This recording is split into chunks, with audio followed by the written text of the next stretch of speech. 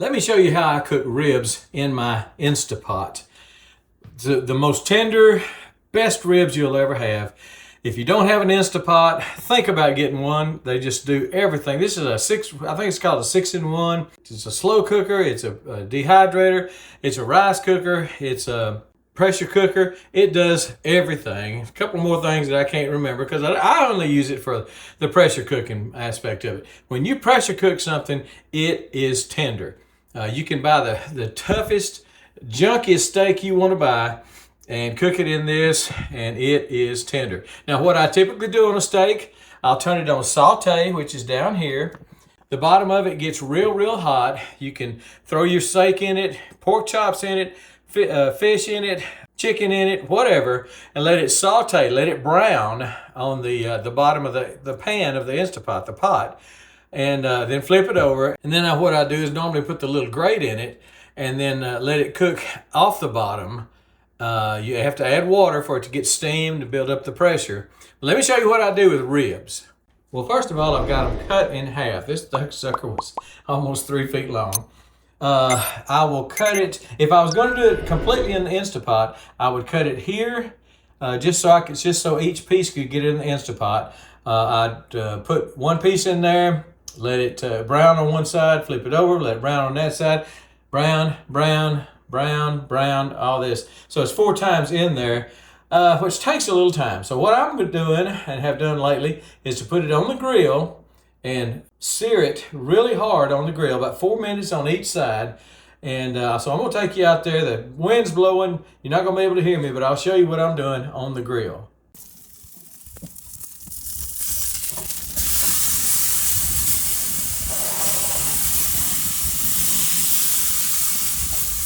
Get them nice and charred on one side. They're going to the Instapot after this.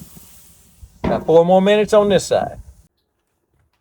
Now, like I said before, if I was going to cook them entirely on the Instapot, I'd have to cut them up into a little bit smaller pieces so they'll fit in the bottom of this. The bottom is about 9 inches maybe in diameter, something like that. And those ribs are pretty good size. So I'll sear them outside. And then I'm going to put this trivet in there. I believe that's what that's called. And it's just basically a way to keep the meat up off the bottom of it, because the bottom is going to stay hot. And then you add about a cup of water and to give it the steam that it needs to pressure cook. So as soon as those ribs come off, they're going in here, and I'll show you that. So here they are, fresh off the grill, good sear on them. I could have got that sear on the Instapot, but it just would have taken longer. So I'm just not going to do that. So I'm going to cut them in half, stack them vertically in the Instapot. Let me show you what I'm talking about. All right, again, we're going to stack them vertically in here. If one of them lays down, that's okay. It doesn't hurt.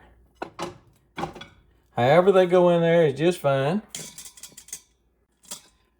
Some of them are vertical, some of them are laying down. It doesn't really matter.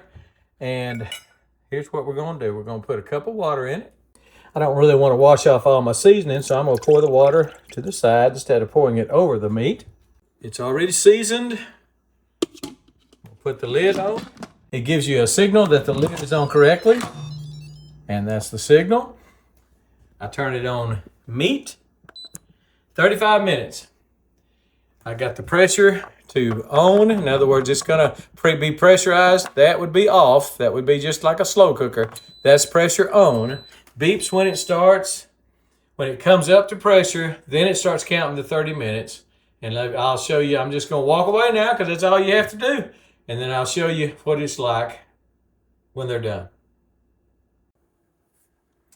So here are the ribs that are done.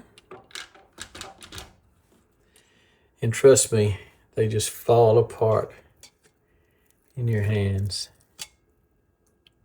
I mean, can't hardly get them out of there with a fork because they're falling apart. Let me put them on a plate and show you. There it is, just falls apart. Bones come out. Perfect. Perfectly done. I mean, really nice. Tender as it can be. All the meat, any kind of meat you do in it, but these ribs especially, just come off the bone. Meat just comes off the bone like it's nothing. cooked perfectly. Very good. So again, if you don't have an Instapot, man, I really encourage you to get one. I'll have a link to it below. But they've got a bunch of different kinds of pressure cooking type pots. I think the Instant Pot was one of the first ones, if not the first one that came out, and everybody else is trying to emulate that. And what it is, it's got a pressure valve here. Whether you can see that in the dark, it's got a pressure valve here. Turn on that light, maybe you can. Pressure valve right here. You can open the pressure valve and cook stew, beans, use it as a slow cooker or a crock pot, and then you can close it up and use it as a pressure cooker. Now, what all will it do? I put half frozen chicken in here and pork chops and things like that and cook them just like they are. I mean, and they get done. Beans, you don't have to worry about cooking beans all day long. 1 hour in the Instapot. It's about 35 minutes actually cooking time. It's got some cool down time for you to take the pressure off, things like that. So about an hour altogether. It's best to soak your beans first. And everybody should soak the beans first before they cook them. But there's no exception in this. So I'd soak the beans for maybe 3 or 4 hours, or 6 hours, 8 hours if you can.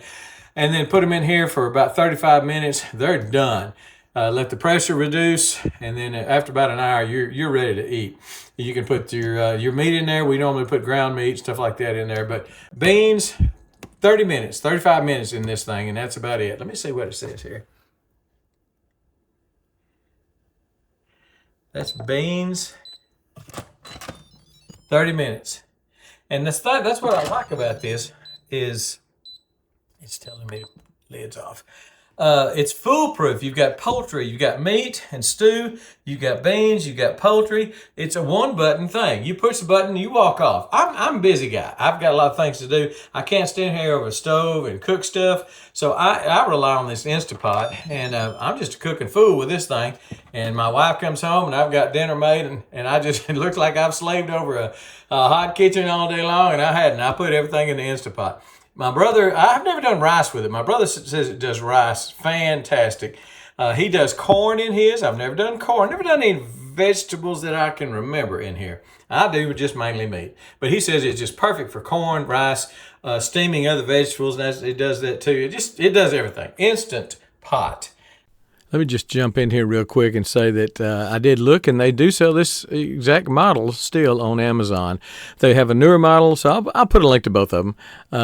This one is 10 years old. I mean it. I look back, and I bought it in 2015. 10 years old. It has done everything I've asked of it, and I probably have only scratched the surface. It does so much more than I've even tried on it. So I just highly recommend an Instant Pot to anybody that enjoys cooking, but you don't want to just get in there and just slave, and you want your stuff to be tender. I am horrible at grilling stuff.